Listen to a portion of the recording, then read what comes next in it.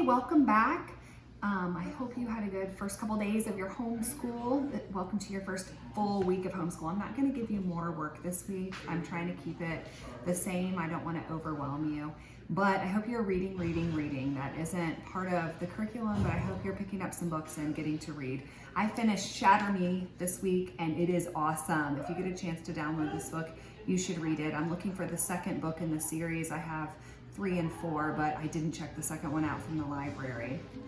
My daughter is reading the novel Children of Blood and Bone. Alicia Kadari got this for me, and I've read the first 200 pages and it was really good, but my daughter borrowed it from me and she is completing this book, and she highly recommends this book and this series if you are in need of a book series right now.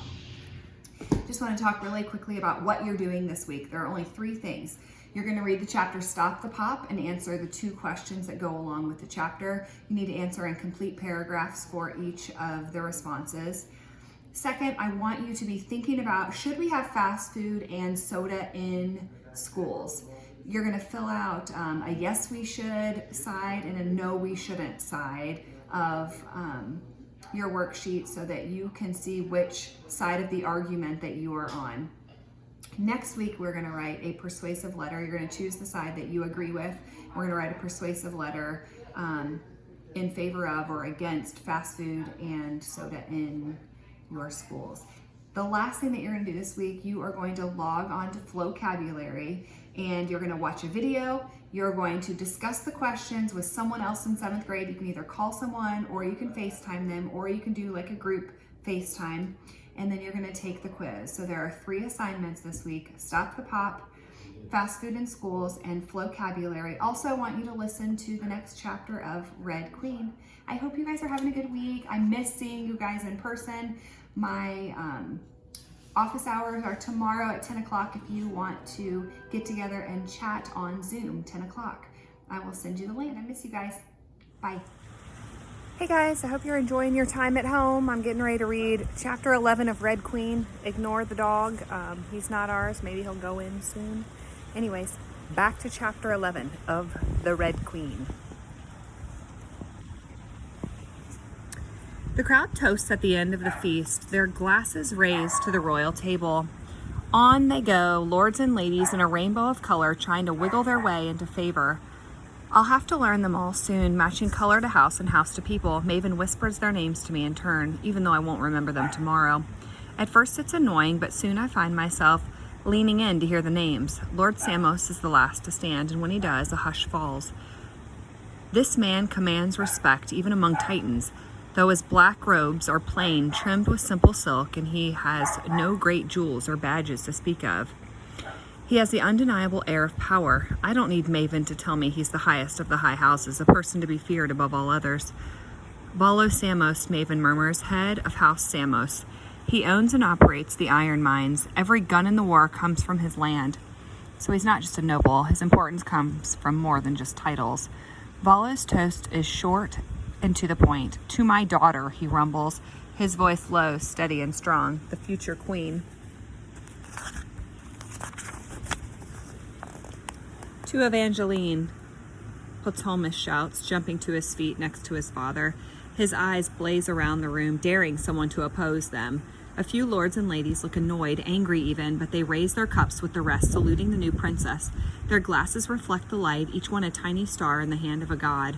When he finishes, Queen Alara and King Tiberius rise, both of them smiling at their many guests. Cal gets up as well.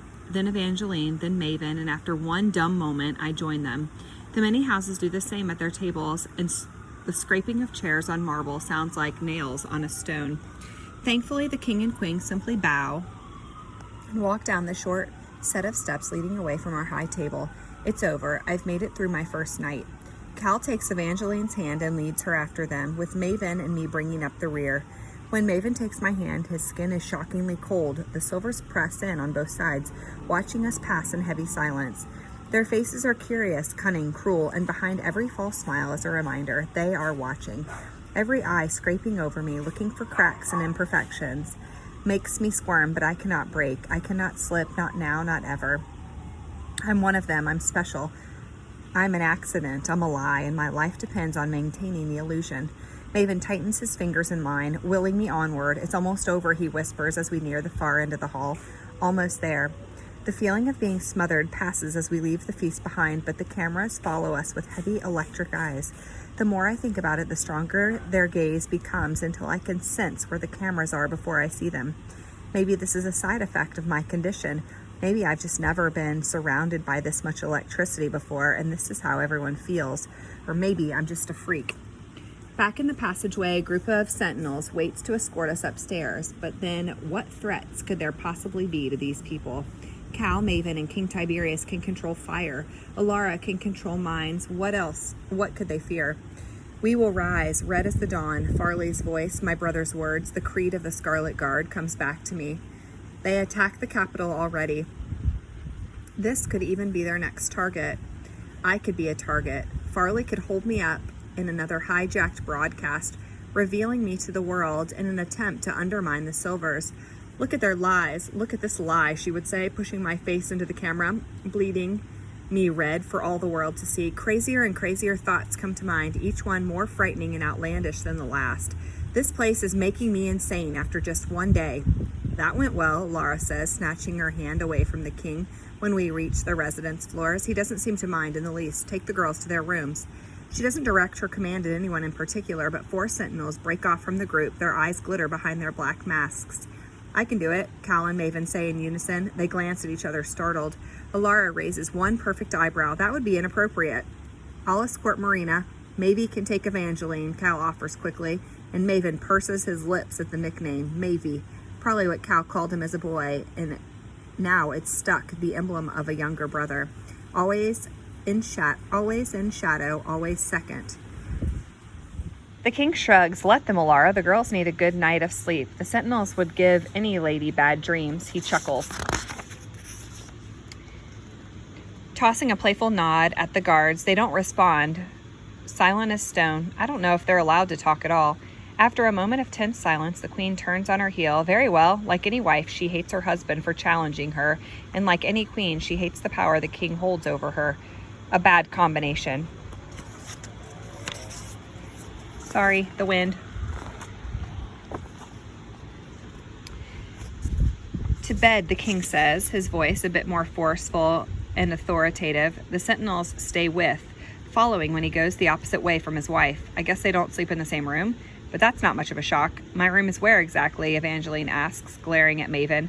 The blushing queen-to-be is gone, replaced by the sharp she-devil I recognize. He gulps at the sight of her. This way, miss, ma'am, my lady. He holds out an arm to her, but she breezes right by him. Good night, Cal, Marina. Maven sighs, making it a point of looking at me. I can only nod at the retreating prince, my betrothed. The thought makes me want to be sick. Even though he seemed polite, nice even, he's Silver, and he's Alara's son, which may be even worse. His smile and kind words cannot hide that from me. Cal's just as bad, raised to rule, to perpetuate this world of division even further. He watches Evangeline disappear, his eyes lingering on her retreating form in a way that makes me strangely annoyed. You picked a winner, I mutter, once she's out of earshot. Cal's smile dies with a downward twitch, and he starts walking toward my room, ascending the sloping spiral. My little legs fight to keep up with his long strides, but he doesn't seem to notice, lost in thought. Finally, he turns, his eyes like hot coals. I didn't pick anything. Everyone knows that. At least you knew this was coming. I woke up this morning and didn't even have a boyfriend. Cal winces at my words, but I don't care.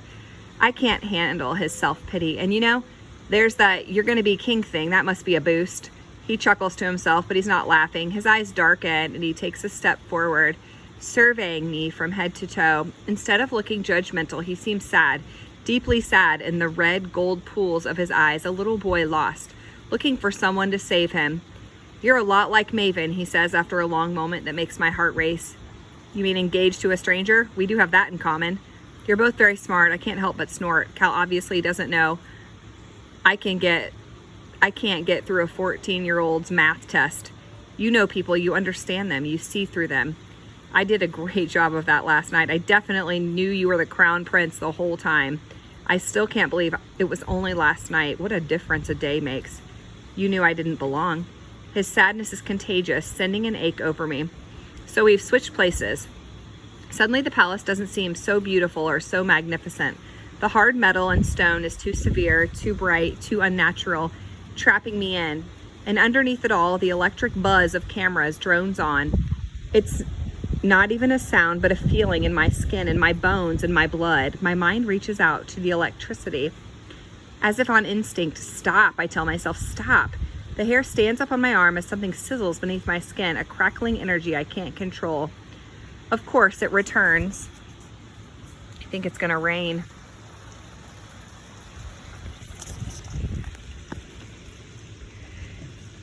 Now, when it's the last thing I want, but the feeling passes quickly as it came.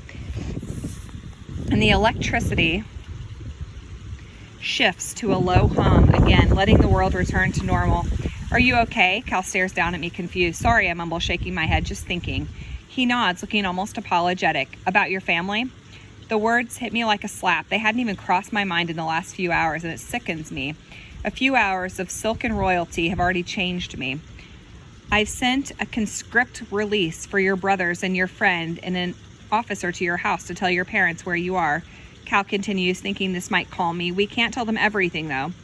I can only imagine how that went. Oh, hello, your daughter is a silver now, and she's going to marry a prince.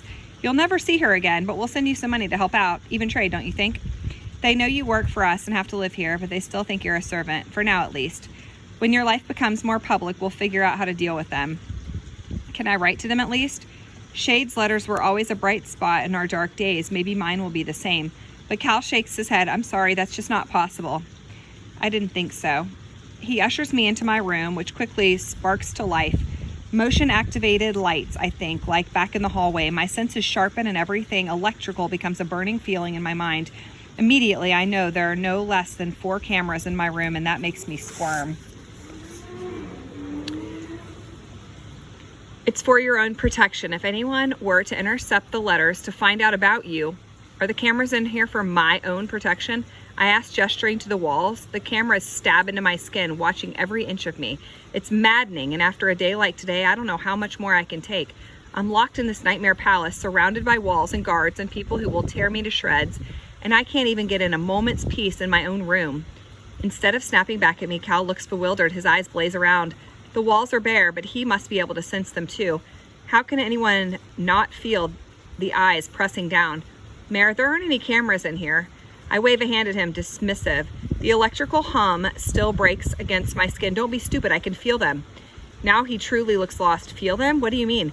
But the words die in my throat as I realize he doesn't feel anything. He doesn't even know what I'm saying.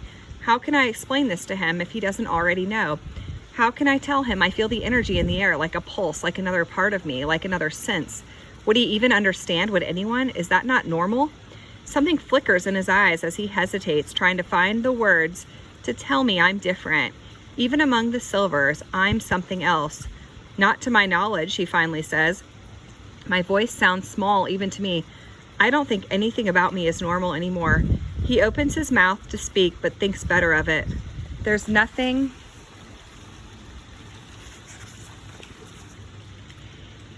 he can say. There's nothing he can say to make me feel better. There's nothing he can do for me at all. In the fairy tales, the poor girl smiles when she becomes a princess. Right now, I don't know if I'll ever smile again. Chapter 12. Your schedule is as follows. 7:30 breakfast, 8 o'clock protocol, 11:30 luncheon, 1300 lessons, 1800 dinner. Lucas will escort you to all. Schedule is not negotiable. Her Royal Highness Queen Alara of House Mirandus. The note is short and to the point, not to mention rude. My mind swims at the thought of 5 hours of lessons, remembering how terrible I was at school. With a groan, I throw the note back down on the nightstand. It lands in a pool of golden morning light just to tease me. Like yesterday, the 3 maids flutter in, quiet as a whisper. 15 minutes later, after suffering through tight leather leggings, a draping gown, and other strange and practical clothes, we settle on the plainest thing I can find in the closet of wonders. Stretchy but sturdy black pants, a purple jacket with silver buttons, and polished gray boots. Beside the glossy hair and the wet paint and the war paint, I almost look like myself again. Lucas waits on the other side of the door, one foot tapping against the stone floor. 1 minute behind schedule, he says the second I step into the hall. Are you gonna babysit me every day or just until I learn my way around? He falls into step beside me, gently guiding me in the right direction. What do you think? Here's to a long and happy friendship, Officer Samos. Likewise, my lady. Don't call me that. Whatever you say, my lady. Next to last night's feast, breakfast looks dull in comparison. The smaller dining room is still large, with a high ceiling and a view of the river, but the long table is only set for 3. Unfortunately for me, the other 2 happen to be Alara and Evangeline. They're already halfway through their bowls of fruit by the time I shuffle in. Alara barely glances at me, but Evangeline's sharp-eyed stare is enough for both of them. With the sun bouncing off her metal get-up, she looks like a blinding star. You should eat quietly, the queen says without looking up. Lady Blonos does not tolerate tardiness. Across from me, Evangeline laughs into her hand. You're still taking protocol? You mean you aren't? My heart leaps at the prospect of not having to sit through classes with her. Excellent. Evangeline scoffs at me, brushing off the insult. Only children take protocol. To my surprise, the queen takes my side. Lady Marina has grown up under terrible circumstances. She knows nothing of our ways, of the expectations she must fulfill now. Surely you understand her needs, Evangeline. The reprimand is calm, quiet, and threatening. Evangeline's smile drops and she nods, not daring to meet the queen's eye. Luncheon today will be on the glass terrace with the ladies of Queen's Trial and their mothers. Try not to gloat, Alara adds, though I never would. Evangeline, on the other hand, blushes white. They're still here, I hear myself ask, even after not being chosen? Alara nods. Our guests will be here for the coming weeks to properly honor the prince and his betrothed. They won't leave until after the parting ball. My heart plummets in my chest until it bounces around my toes. So more nights like last night with the pressing crowd and 1,000 eyes. They'll ask questions too, questions I'll have to answer. Lovely. And after the ball, we leave with them, Alara continues, twisting the knife, to return to the capital. The capital, Archeon. I know the royal family goes back to Whitefire Palace at the end of every summer, and now I'm going too. I'll have to leave, and this world I can't understand will become my only reality. I'll never be able to go home. You knew this, I tell myself. You agreed to this, but it doesn't hurt any less.